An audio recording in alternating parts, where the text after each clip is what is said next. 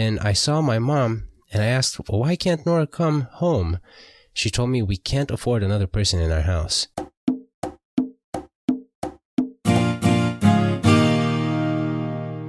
Hey everyone, welcome to another episode of Let's Dream Podcast. I believe this is episode 29, and this is your host Lee, and we also have... Casey Lucid. How's it going, everyone? Hope everyone's doing awesome and having awesome dreams, and we'll get right into the dream stories today. Alright. So, the first dream story is from a user named Fennelly. I had a dream that Arnold Schwarzenegger and I were helping some rare kind of elephant that could only eat giant marshmallows. So Arnold was coordinating helicopters to come in and drop them into the forest. I was just there, I guess, doing my best to be helpful. Short, sweet, and to the point. Short, sweet, and to the point, yeah. I like that. I could see that being a movie. Arnold Schwarzenegger, like, moving some kind of an elephant. Although, the eating giant marshmallows, that's definitely a dream logic moment. So, that was cool. That's cute, though. Yeah. I actually drew that one out. I mean, all of these, I think I did a drawing for them, but there's one, I think it's already up on our Instagram, of this one with Arnold Schwarzenegger. Okay, so the next dream is from user named Slap Jackalope. I like the name. Let's see. The whole world was orange. Sky, clouds, earth, water, truly bizarre. I was atop of a tall plateau that stood alone in the ocean just off the coast of some unknown cliff sides. Roman-inspired buildings were atop the cliffs overhanging the water. Columns, coliseums, etc. The plateau I was on looked as if it would have held a lighthouse, but the top was completely flat, just topped with some grass. I was in the center with two comrades on my side. The water itself was our enemy. Wave by wave, the water would rise up to the beach of the plateau and attempt to knock us off. A wave swelled up on my left and came crashing down diagonal from me, sweeping away my friend on my right. Another wave swelled on my right and this time crashed to my left. I was alone. The water around me sank and slowly conglomerated into an enormous tidal wave and reared back at me for a moment, frozen in time. Then it too crashed down upon me, sending me over the edge. Due to the height of the plateau, I fell for a very long time. I had my time to think during this period. My thoughts started as, oh my god, I'm going to die, and then slowly transitioned to, am I going to die? Why am I falling? How is the water alive? Why on earth is everything so orange? That's when I knew. My freefall stabilized and I positioned myself for a dive. Boom. The moment I passed under the surface of the water, I was shooting through the surface of the water. Shot through the air as if I was actually coming up out of the water. I could feel warmth on my skin as if basked by sunlight, and beautiful symphony erupted in my ears.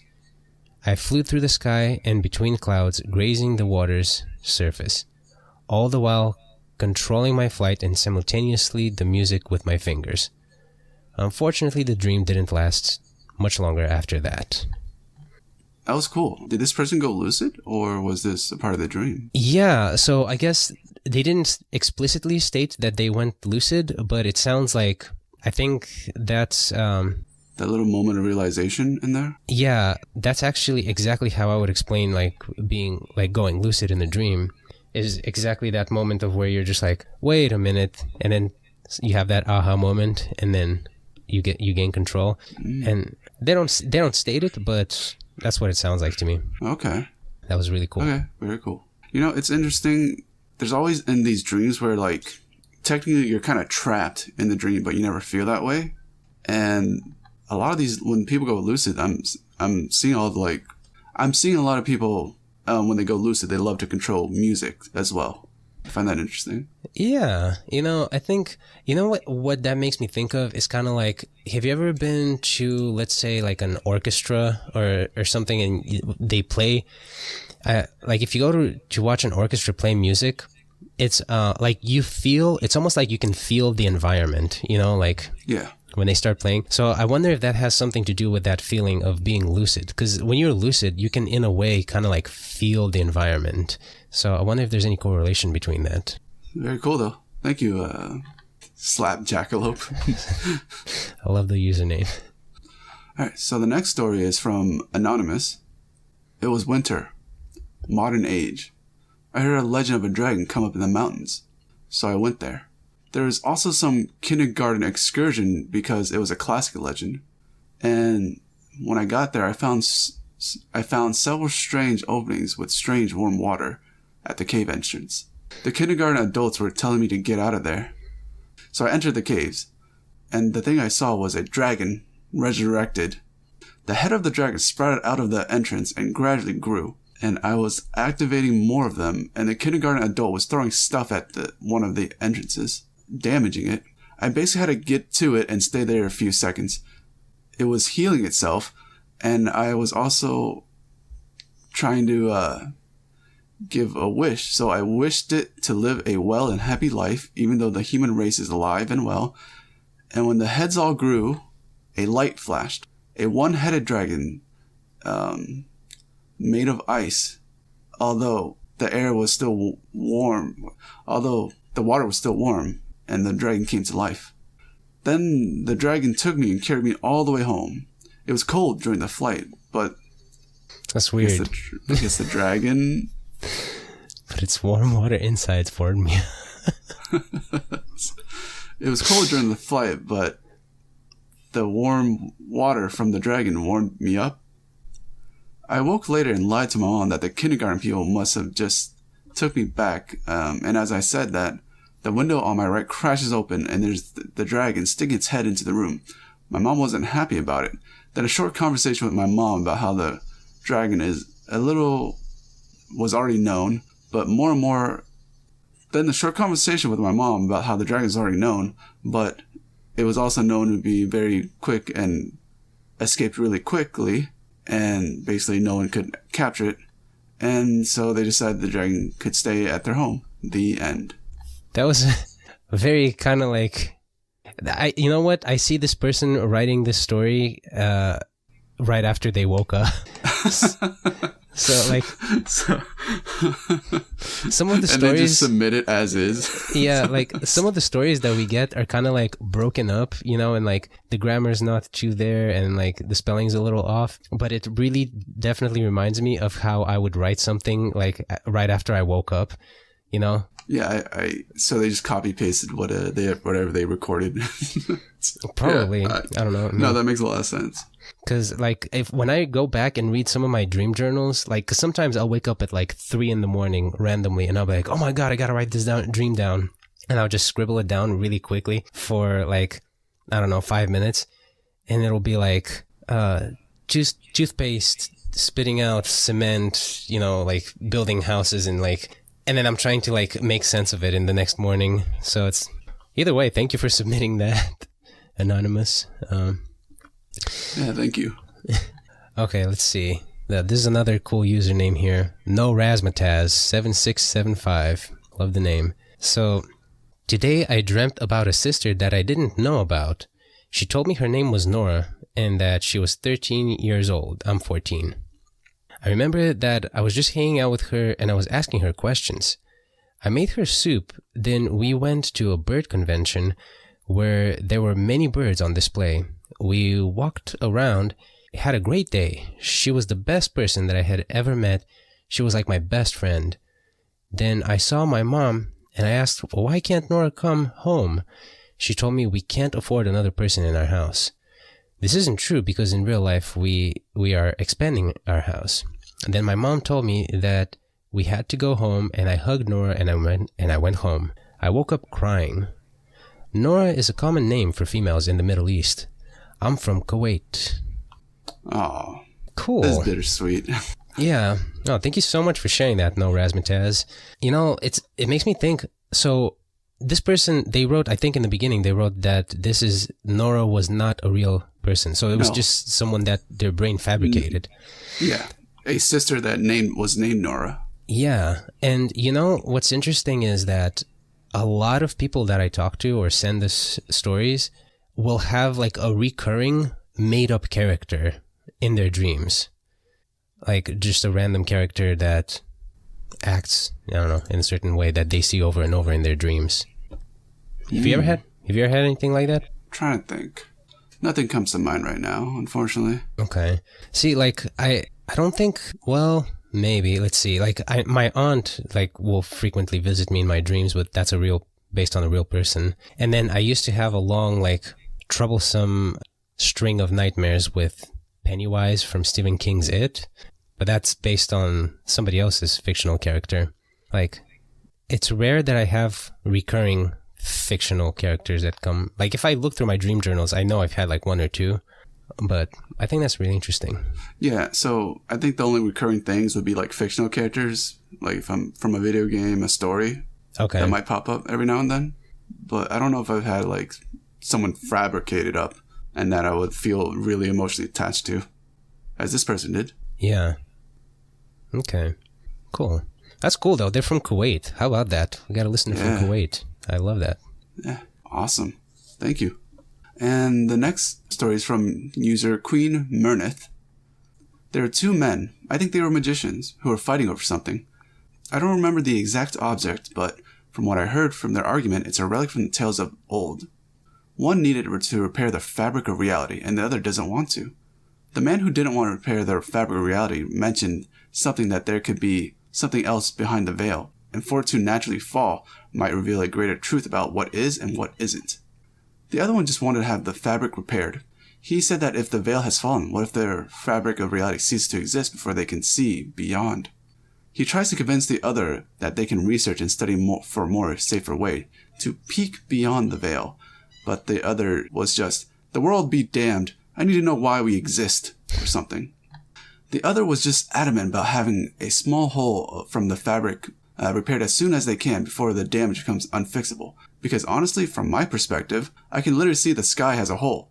There's a certain sheen to their sky that I compare best to a very thin organic fabric that was like draped. I think it was the veil that they were talking about.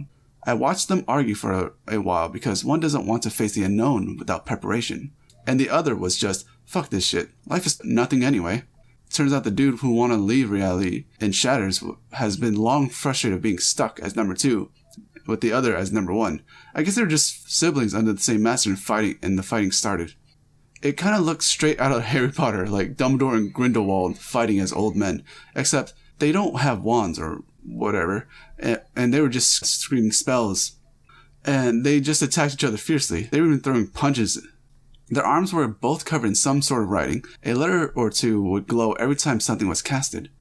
Both were very powerful. Swear if I only had a physical body at that time, I would be eating popcorn. Until the old dude who was against the repair overused his, powers to deal a final blow. So he sacrificed both arms in the process.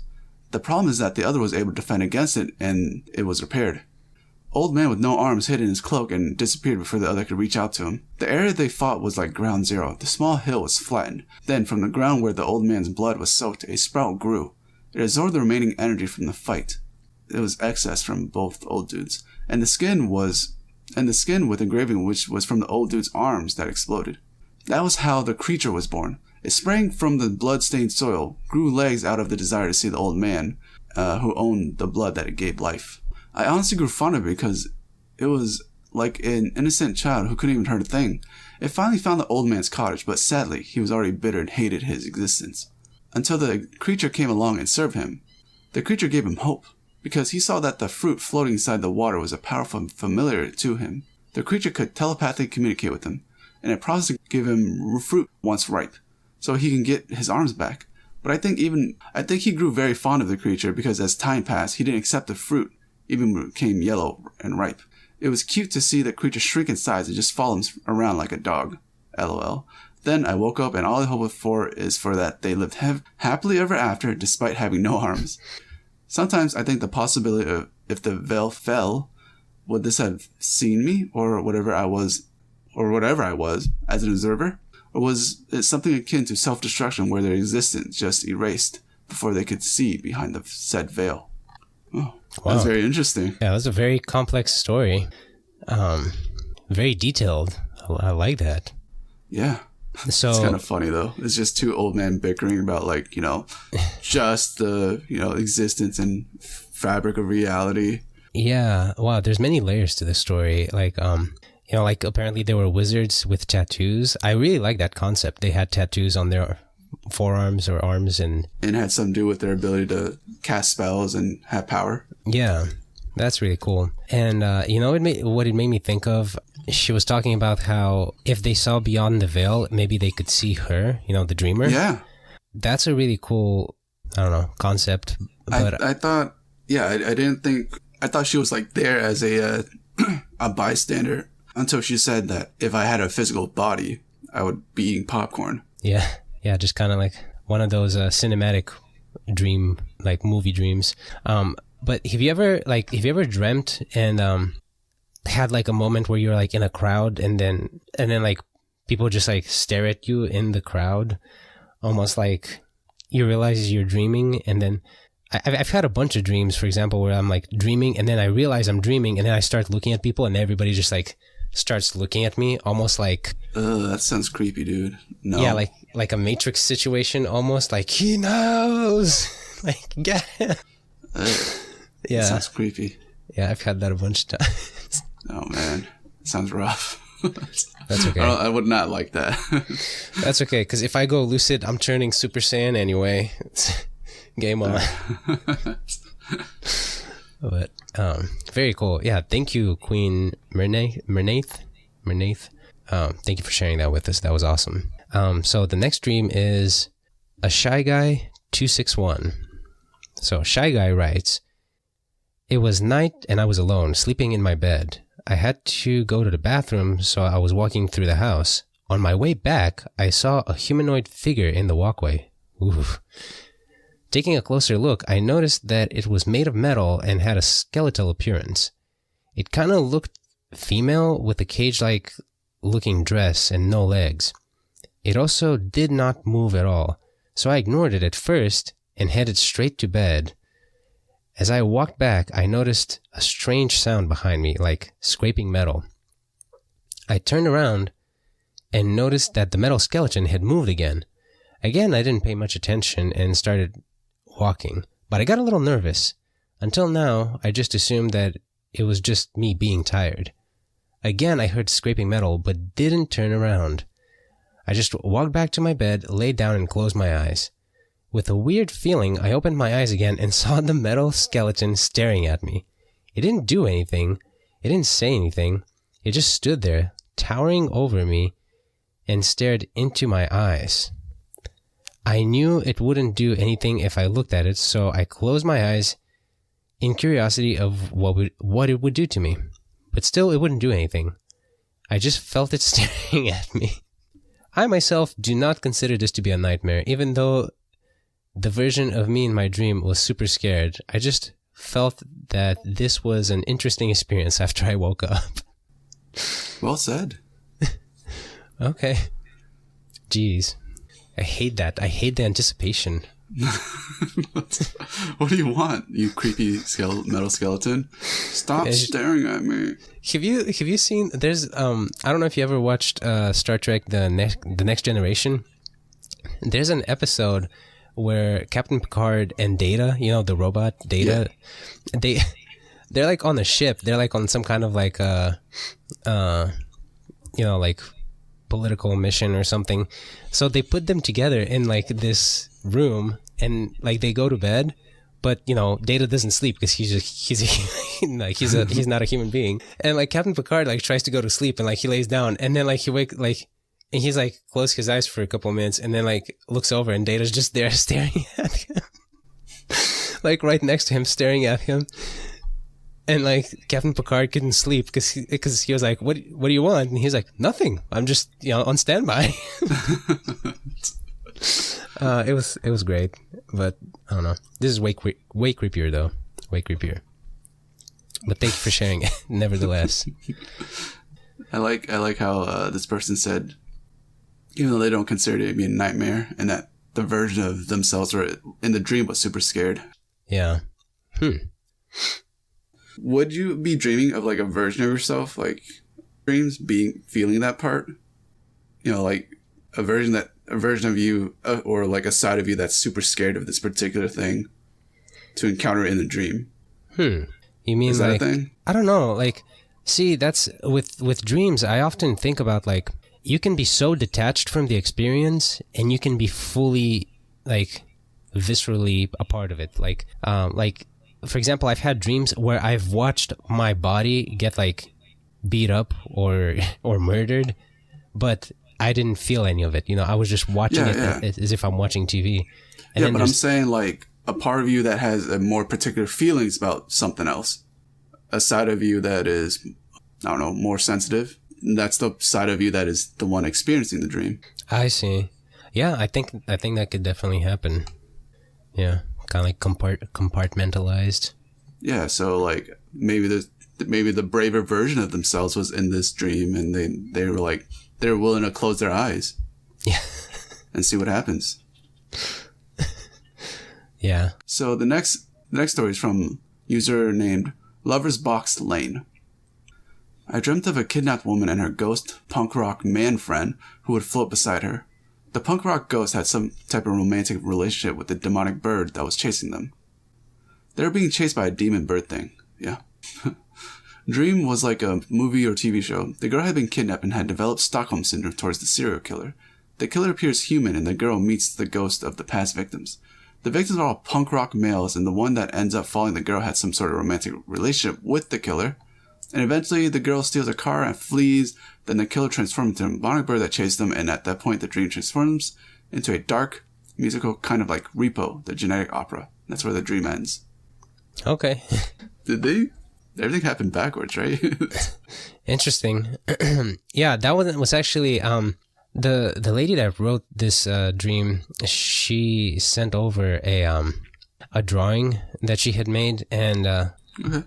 I also made a rendition of my interpretation of this dream, of the drawing, and it was kind of interesting. It seems like a very complex, like, love triangle, kind of like a really messed up love triangle, sort of. But I could see it. I could see the story. Well, let's see. So the next one is from user Cat Was Taken. So Cat Was Taken says, "This is what I heard in my dream before it switched to an image of a humanoid faceless creature which had a plastic bag wrapped over its head, and it was screaming in terror. It had light gray skin and looked like a human girl at first, but then it zoomed closer into it and you could tell that it wasn't at all. It was wearing a blue dress and had long blonde hair at first, but that all disappeared as it screamed, and the gray creature was standing there with a plastic bag over its head.